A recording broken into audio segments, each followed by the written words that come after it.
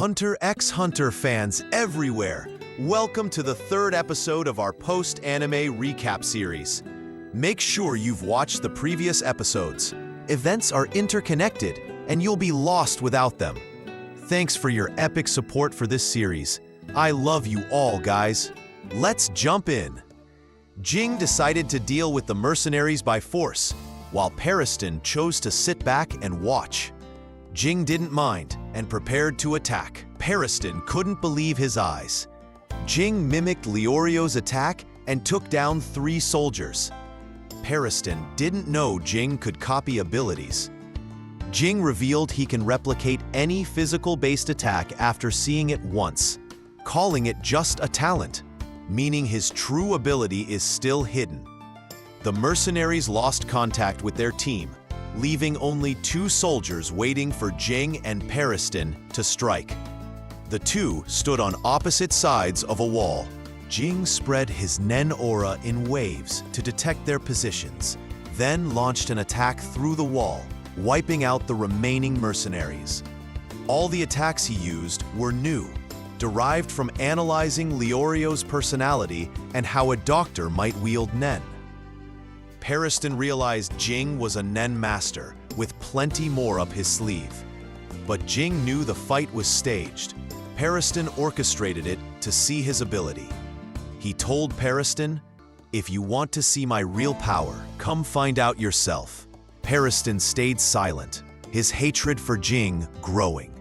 Ging returned to the room, where Mujer didn't expect Ging to see through their act, believing he'd played his part perfectly. Ging mocked how the mercenaries talked earlier, saying they were too weak to survive the Dark Continent, regardless of what happened. Mujer didn't deny it, explaining the soldiers' role was just scouting and providing firepower. He then unveiled their strongest weapon, a giant robot powered by Nen, with bullets made from its pilot's energy. The robot, Golem, also supplies weapons to the mercenaries. Ging was impressed and wanted to know more about Golem, who's human, but refused to share any details. Mujer said he met Golem 3 years ago and still knows nothing about his real appearance or name.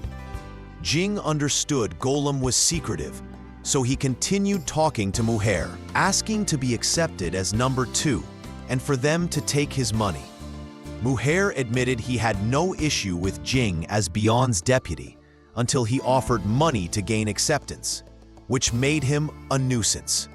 He explained they're mercenaries bound by trust, and if word spread they switch sides for cash, their reputation and trust would collapse.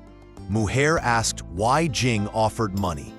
Ging couldn't fully explain, saying he was excited to find people sharing his goal and wanted to join them any way he could, which led to the money offer. He apologized for the trouble his rash decision caused, adding he couldn't take back the money from those who accepted it.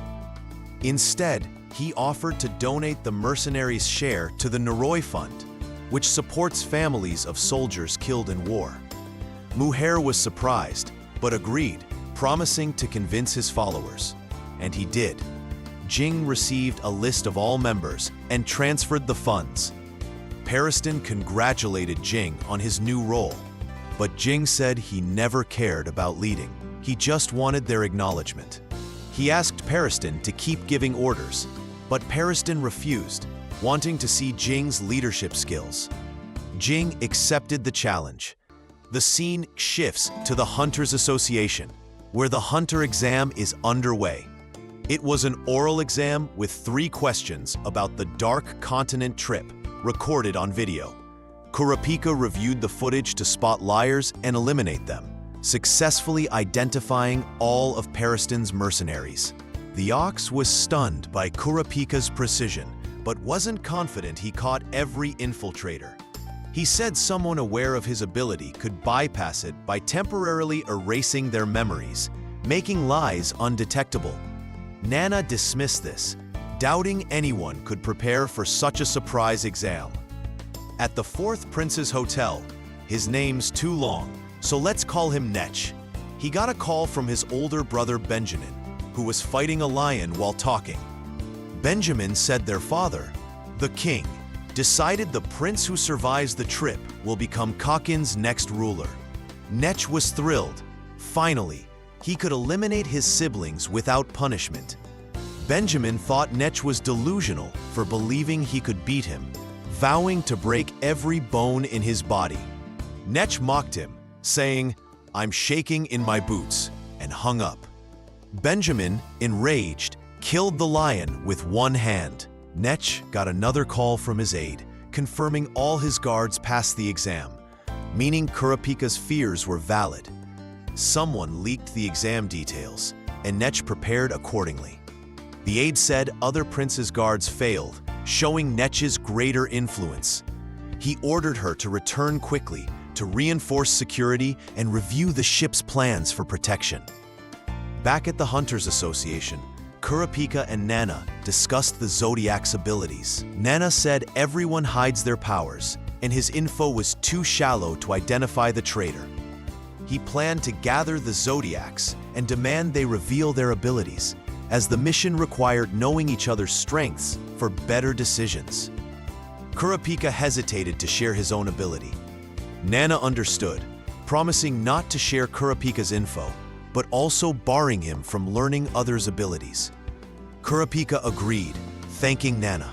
Nana added he strongly suspected the traitor was among the Zodiacs, especially since Pariston betrayed them quickly after the elections, likely leaving an ally behind. Kurapika offered to help find the traitor. Nana assembled the Zodiacs, demanding they disclose their abilities and bluntly stating a traitor might be among them. Tensions rose and some got heated. Nana went first, revealing his ability. 3 cards, each with a unique trait. Meanwhile, Kurapika watched via surveillance camera without sound, observing reactions. He identified the traitor, Sayu. At HxH's hotel, the king's messenger arrived with the rules for the Succession War during the Dark Continent trip. Only legitimate princes could participate, and killing a prince before the trip starts would cancel the war. A strange panel hung on the wall, human skin with terrifying tattoos, one of HxH's twisted hobbies. The messenger presented a jar, instructing HxH to add a drop of blood and insert his hand if he agreed to the terms. Every prince did the same. HxH complied without hesitation, and smoke emerged, followed by a tiny fairy carrying an egg-like object. She placed it in HxH's mouth and vanished. Confused, HxH was told this ancient royal ritual grants a special power to those who truly desire the throne. A Nen beast that serves and protects its master. Kakin's king also has one.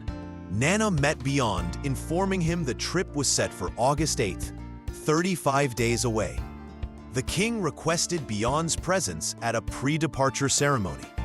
Nana offered a deal, named the Zodiac Traitor, and he could attend. Beyond denied knowing any traitor, saying he didn't care about the ceremony and was fine waiting a month for the trip. He promised to follow the agreement and avoid trouble, as his only goal was reaching the Dark Continent. Kurapika, watching via monitors, confirmed Beyond wasn't lying. They realized Pariston was acting independently. Kurapika suggested focusing on Sayu instead of Beyond, who posed no immediate threat. He asked if Sayu revealed his ability. Nana said yes, 3 offensive monkeys that, if they hit a target, stripped them of hearing, sight, and speech. Kurapika reviewed the footage and confirmed Sayu wasn't lying about his ability. They suspected Sayu planned to free Beyond upon reaching the Dark Continent. Kurapika proposed arresting Sayu just before arriving, as doing so too early would give Pariston time to plan a backup. He also urged finding concrete evidence for a legal arrest, as without it, a major conflict could divide the Zodiacs. If they learned Kurapika, a newcomer, was behind it, they might reject his judgment. Kurapika and Nana parted ways. Kurapika got a call from his agency's director, saying Kakin's princes were hiring personal guards to protect them and handle threats. This news reached Cheadle, who felt their hunter exam efforts were wasted, as princes could bring anyone aboard, each allowed 15 guards. Kurapika asked how many princes contacted the agency. 6, all competing with huge sums for his services. Kurapika assembled a trusted, skilled team for the mission, each joining a different prince to gather info on HxH. Kurapika wanted to get close enough to use his chain ability on him. Hanzo said HxH likely wasn't among the 6 who applied, as he seemed experienced in crime and likely had his own army. Kurapika said if he could shake HxH's hand before the trip, their mission would be over without boarding. Biscuit, focused on money, asked if Kurapika would pay them fully if that happened. He said it was obvious, implying she was naive. Biscuit got annoyed, nearly sparking a fight on day 1. Kurapika recalled Killua's advice: flatter Biscuit to win her over. He switched tactics, saying a girl like her should be a princess, not a guard. It worked. She was won over. Kurapika reviewed the prince's files to pick one that would get him closest to HxH, choosing Halkenberg. He visited Halkenberg's residence, which was heavily guarded. Upon entering, he was shocked. The prince he'd serve was an infant.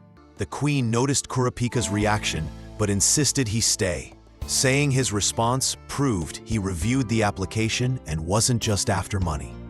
She admitted they used fake info to protect the prince from assassination. Kurapika asked why not hire regular soldiers. The queen explained this wasn't an ordinary trip, but a war among princes would unfold on the ship, and withdrawing meant instant death. She offered 2 options: protect them and help them escape the ship for triple the agreed sum, or leave now, keep the info confidential, and get the original payment. She left the choice to him. Kurapika agreed to protect them, but with conditions. The queen accepted, and his terms were to help him get close to HxH. She promised a chance to pass by him, and he urged her not to take risks. The queen teared up, saying in her poor days she thought wealth and fame would give her life meaning. But after her daughter's birth, she became everything. Kurapika held the princess, feeling the weight of her burden. On the other side, Kurapika's team secured spots with other princes. With the Succession War looming, we'll stop here. Stay tuned for the next episodes. Thanks for your amazing, ongoing support. See you soon, friends.